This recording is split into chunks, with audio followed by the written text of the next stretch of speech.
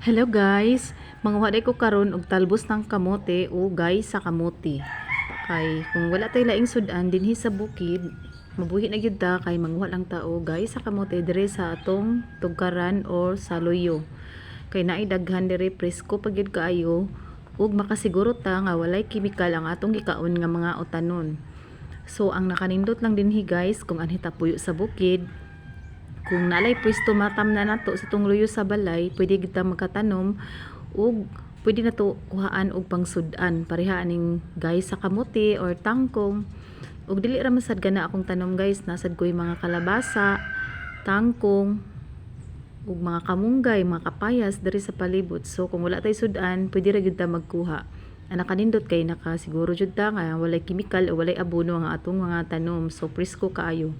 Ug kaning guys sa kamote o talbos ng kamote, daghan kay tag benefits nga makuha ani guys.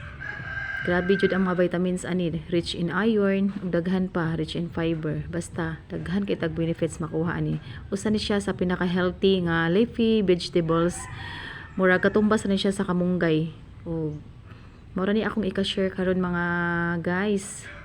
Ang akong talbos ng kamote kay akong sudanon, kay nahurot ng sudan sa buntag gibawon sa mga bata sa eskwelahan.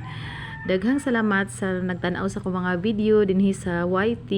Hinaot suportahan ko ninyo sa akong mga video, o kung pwede please subscribe. Bye.